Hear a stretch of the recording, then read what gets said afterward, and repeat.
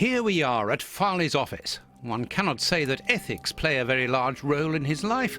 Look at the headlines pinned to the walls, like trophies of bad taste. Perhaps we will finally begin to understand the reasons for his persistence in tarnishing your reputation. Perhaps.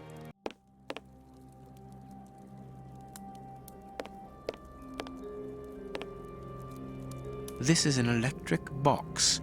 Interesting. I cannot leave now. Coffee. It's still hot.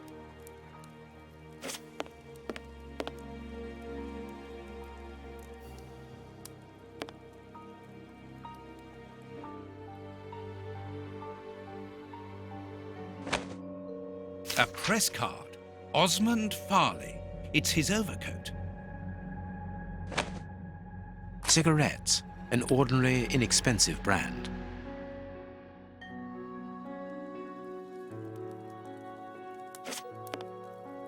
This door is locked.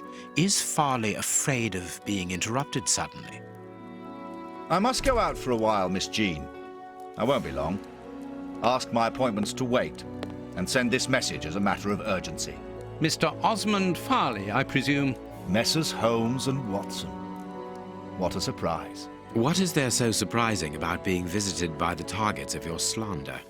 I never slander. I inform. You will have to accept the consequences of these articles, Mr. Farley. Those words sound like a threat, Mr. Holmes. I never threaten. I merely warn. You don't frighten me, Mr. Holmes. I know all of your little secrets. And soon all of London will find out what really hides behind the facade of the impeccable detective. Thanks to my work, the whole world will discover the true Sherlock Holmes. Gentlemen, I don't wish you a good day. What a bore! Even to the point of refusing to shake our hands. Which means that we can avoid having to wash them. Did you notice the crumbs on his jacket? He had just finished eating and his hands will be covered in grease, the same as his mouth. Slovenly habits. That's quite disgusting, Holmes. Do not be deceived, Watson. The workmanship in those tailor-made clothes indicate that he is a man who takes pride in his appearance. If Farley has left without brushing off his jacket or washing his hands, then it is because he spotted our approach and wished to avoid us at all costs. But why? We will find out by searching his office. The secretary will stop you. Please reassure me, Holmes, you don't intend upon knocking her out? Only if we exhaust every other viable alternative.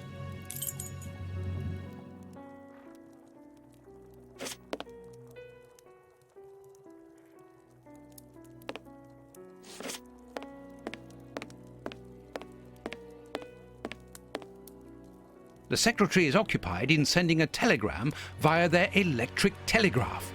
Farley asked that she should do so before he left. We must find a way of interrupting the transmission, which will oblige her to go to the telegraph office in Kensington. It will take her some time to get there, and if we add on the time it takes to send the telegram and then return here, we should have ample time to search the office without being disturbed. I suppose it's unnecessary to point out the illegality of this search? I'm afraid so.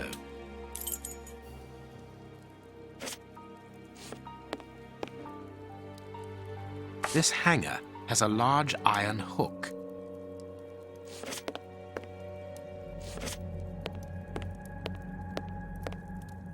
This is an electric box. Interesting. I need a tool to remove the lid.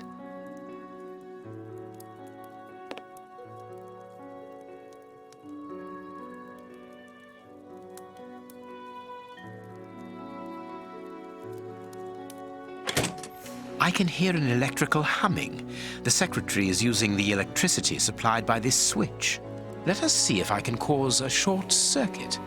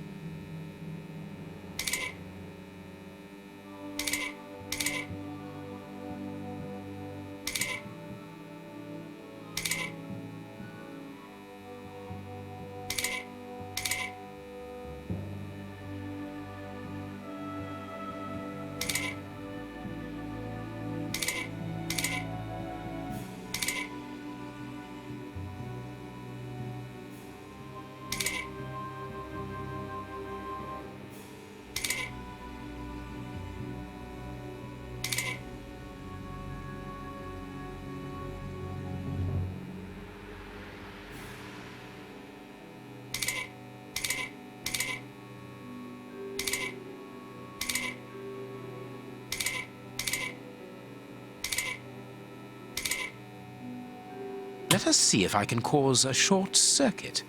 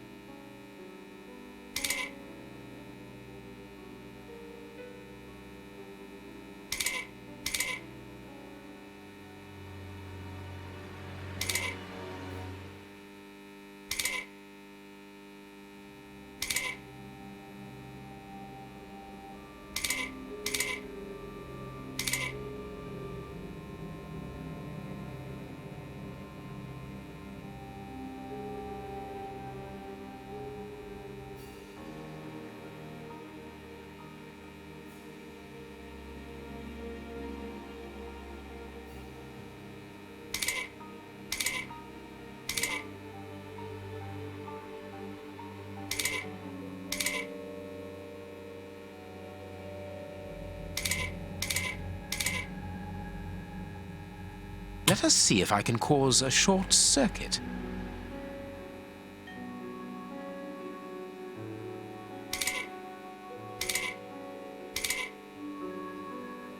There we are. It is simplicity itself. Oh, that's just too bad. Get out quickly, Watson. I'm going to hide here.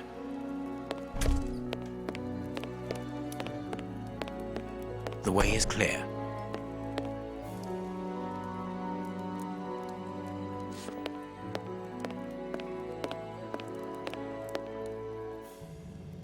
Let's go, Watson.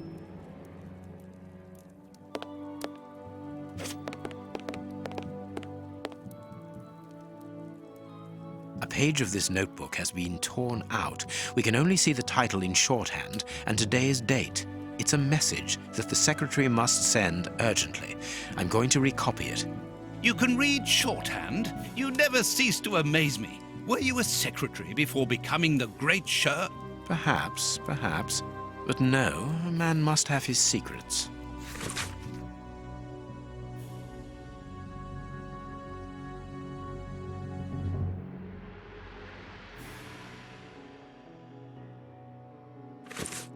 The ribbon is missing from this machine. A makeup case with a good brush.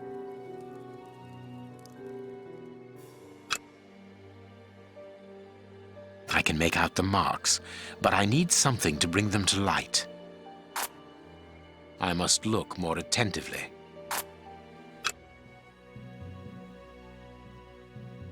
I can make out the marks, but I need something to bring them to light. Someone has written something on a sheet of paper.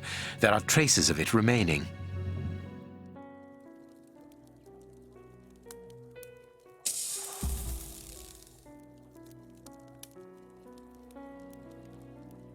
The secretary has just changed the typewriter ribbon. There are smudges of dark blue ink. Here is Farley's secretary's telegram. Nothing special here. The key is still in the lock.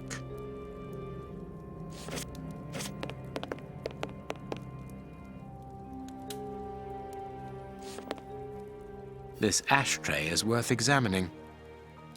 This ash comes from an ordinary, well-known brand of cigarettes. It is still warm. This cigar is of a fine quality. It must be very expensive and difficult to obtain. And it is not even finished. What a waste.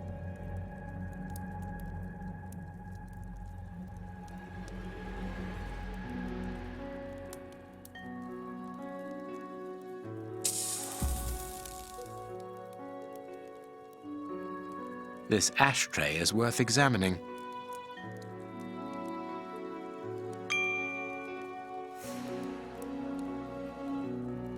This armchair is out of place. This ashtray is worth examining. The cigar end is still hot. Farley was not alone when we arrived at his secretary's office. You're thinking of the owner of the cigar. Yes, the reporter smokes ordinary cigarettes. Can you smell the subtle scent of gingerbread? That is the characteristic odor of a Habano Clarissimo. Our mysterious visitor is a rich man, Watson. This category of Havanas is exorbitant, and I cannot imagine a cigar lover crushing out such a marvelous smoke before finishing it. Since we saw no one leaving the building, that must point to a secret exit somewhere. How are we going to find it? By retracing Farley's steps from the moment before we arrived. Look, this room is teeming with clues.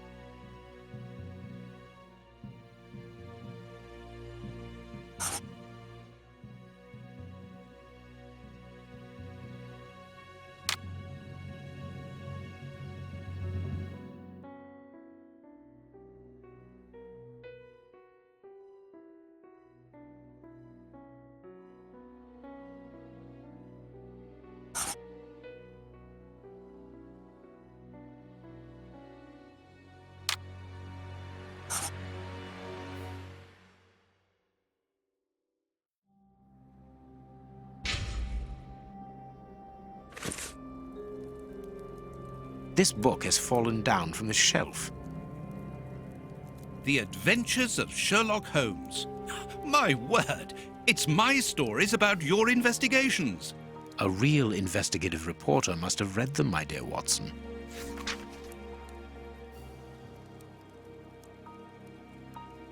My adventures have fallen from this shelf.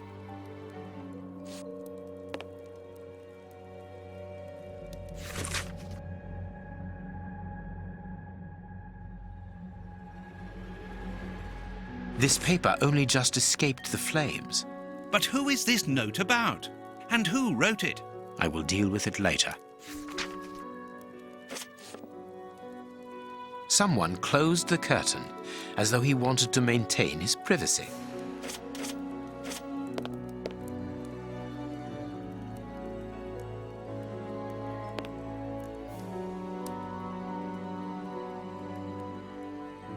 A bunch of keys, a telephone, a technological marvel.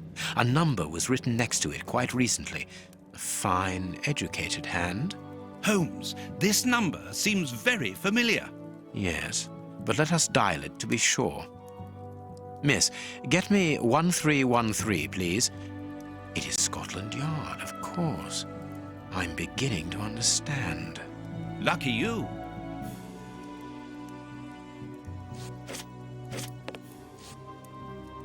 This cabinet has a lot of drawers, each marked with a letter. There is surely a great deal of information in them. But we can't open all of them. We must know what we are looking for.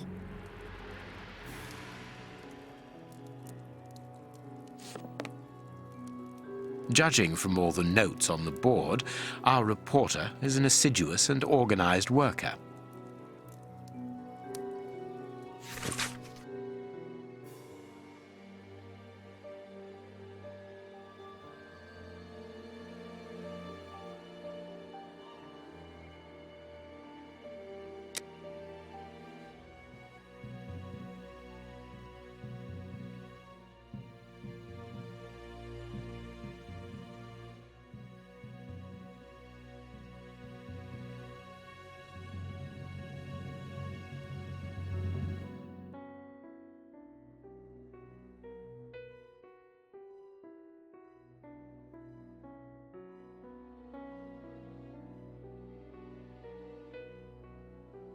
A horrible story, and rather a strange one.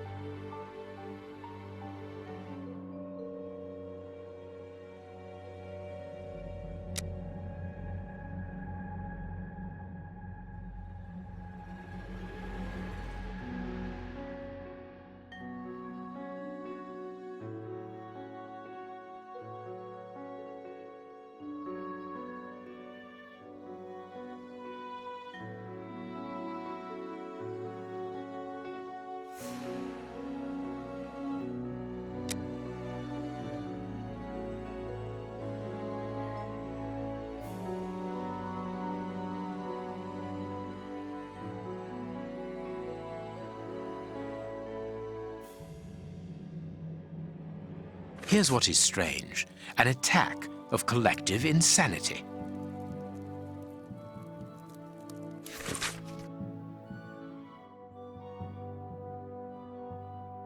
A photograph of Prince Woodville. Farley is evidently also interested in this affair.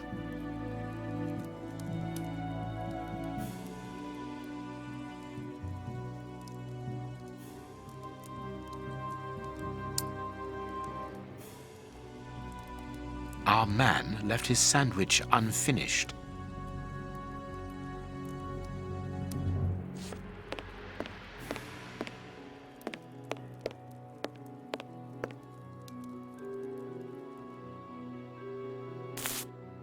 I understand what you want to do. It's an old trick.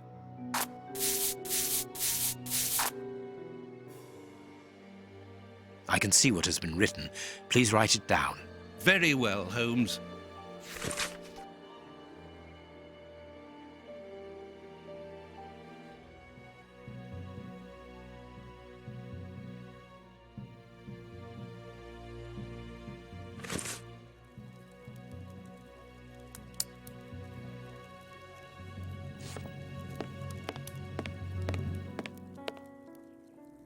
This book has fallen down from the shelf.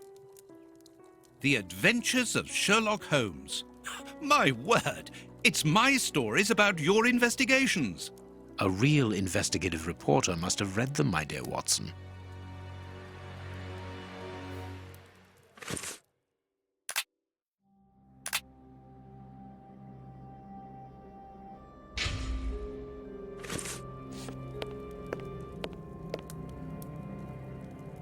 I wonder which drawer the secretary was interested in. I can't do that. The DF drawer, of course, the one in the message that we deciphered from the secretary's desk blotter. There are a lot of cards. How to find the right one? I can't do that. I can't do that. I can't do that.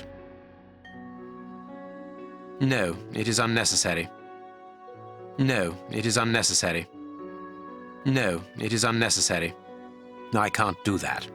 No, it is unnecessary. I can't do that. I can't do that. I can't do that. I can't do that. These blue stains come from an old typewriter ribbon. This card has been removed recently.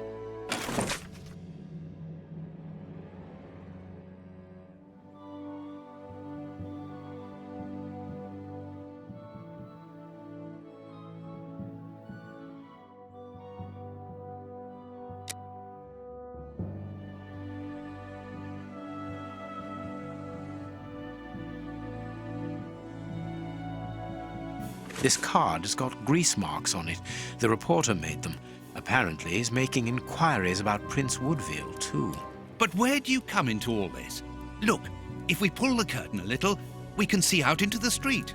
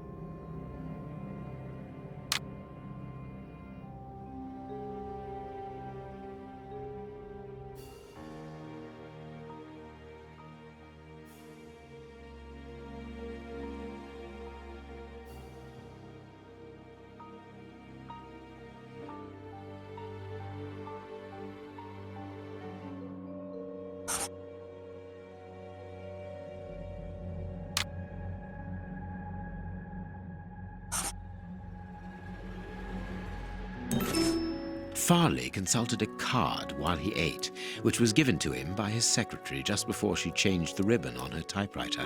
The reporter's greasy fingerprints are all over the card. When he went to file it away, he glanced automatically out of the window and saw us in the street. He closed the filing cabinet and rushed to lock his office door. In his haste, he pushed his chair aside, but didn't think to return it to its place. Precisely. He then hurried to tell his visitor of our arrival and showed him the way out. He then threw a piece of paper into the fireplace. But we still don't know how the cigar-smoking visitor departed. The answer lies in the direction the reporter took, Watson. At a certain moment, he would have been in a place where he had no logical reason to be. Look at our deduction board, and then let us go to the place where the reporter should not be.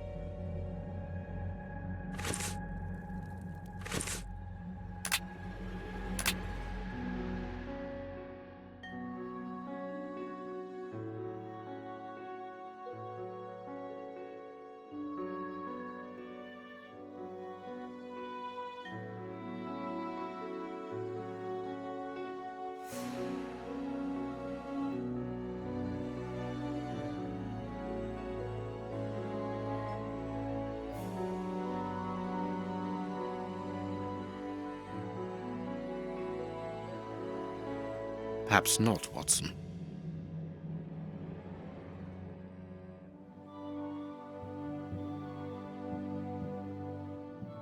Perhaps not, Watson.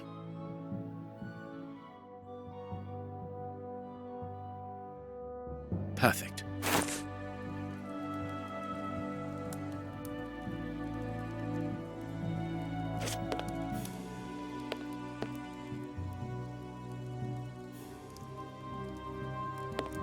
Yes, Watson. In his haste, Farley dropped this book, taking it from the shelf. Let's search this place. There's a control box built into the filing cabinet. This box must open the secret door. We don't know the combination, Holmes. The answer is perhaps within the question, my dear fellow.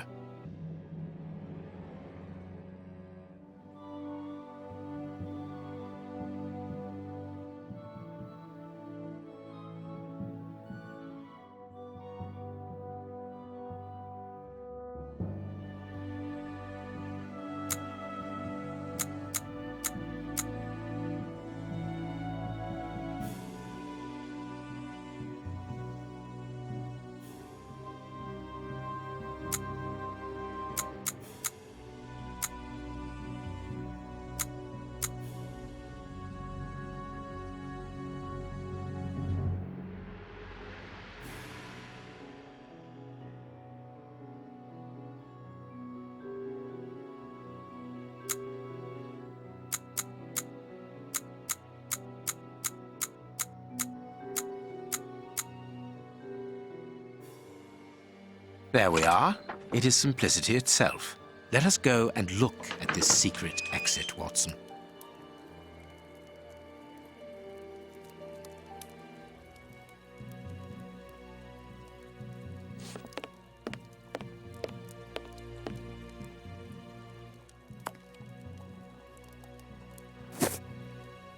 Chance has smiled upon us, Watson. This hat was almost certainly abandoned by our mysterious visitor.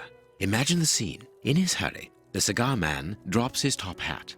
The door closes. The hat is caught beneath it. Fearing above all that he should be discovered, he does not attempt to retrieve it, instead preferring to flee. Who would take such action to avoid meeting us? I cannot tell as yet, but it is certain that he carries the advantage of knowing us. We must discover his identity in order to redress the balance, and this hat will help us. Let us return to Baker Street.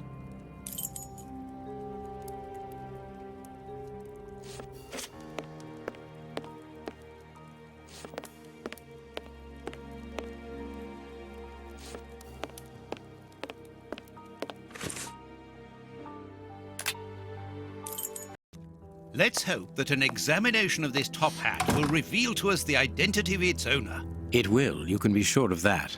For once, I must insist that you allow me to work alone, Holmes. As you wish. Take your time. I will examine this hat at my work table.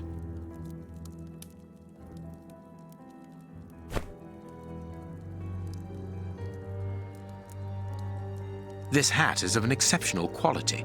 The man who owned it is wealthy.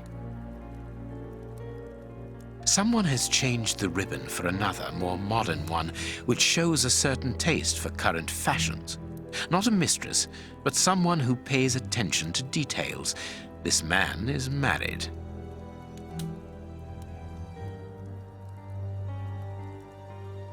Heat marks and a strong smell of tobacco. A cigar smoker, which confirms that this hat belongs to the reporter's visitor.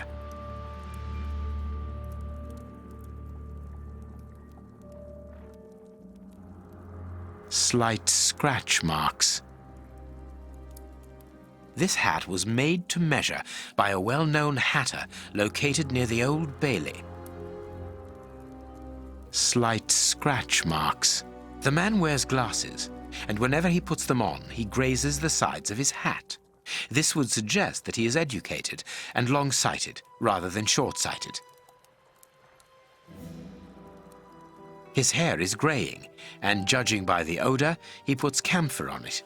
He is probably in his early 50s. I now have an excellent description of the man that I am looking for. The journalist's mysterious visitor is in a profession highly placed on the social scale. He is rich and married. He must have called Scotland Yard in Farley's presence.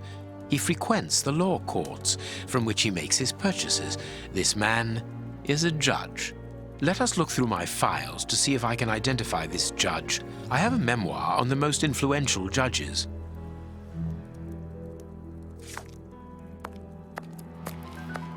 You have been a great help, dear Toby. I'll ask Mrs. Hudson to send you up some fine giblets.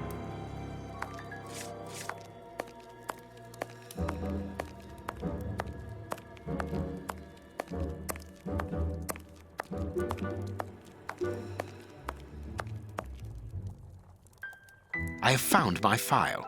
I must place it on my work table.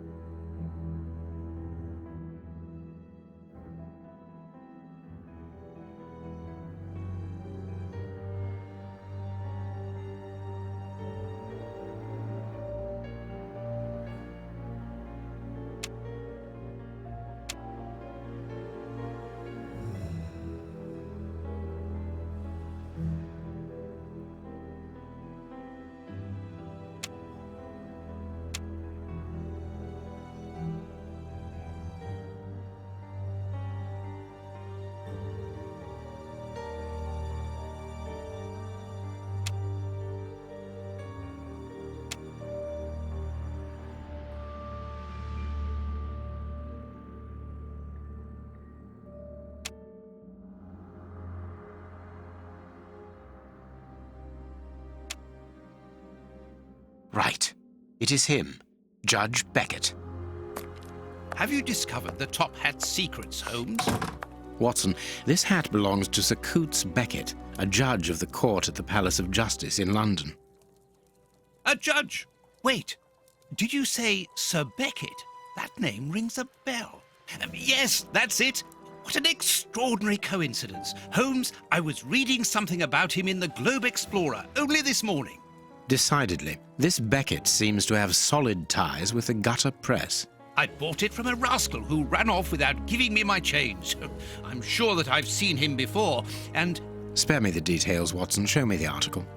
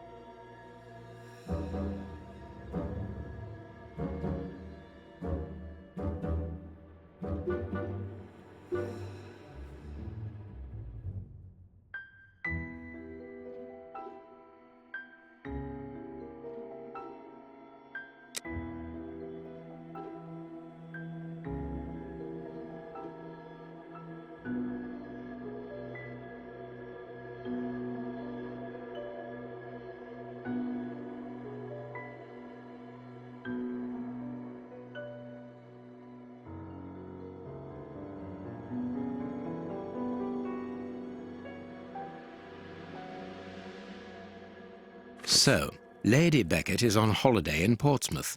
That means her husband is at home alone. Good. We shall pay a courtesy call, Watson. With a little luck, we shall leave with a few habanos clarissimo. That you should interest a judge of the High Court isn't surprising. You have solved so many criminal affairs that there are 1,000 reasons why a magistrate should be interested in you. But why should this one feel the need to act in shadows? It's true that it's surprising. Perhaps he simply wishes to avoid being seen in the company of this Farley fellow. Mr. Kirby, our local postman, owes me a favour. He'll give me Beckett's address. At this hour, he should still be at the post office. I'll go there, Holmes. Good, Watson, but be quick about it. While you're gone, I'll make preparations for our visit. Sir Coutts Beckett. I've got the address. We can go round after a nice cup of tea. Don't get too comfortable, Watson. We're leaving immediately.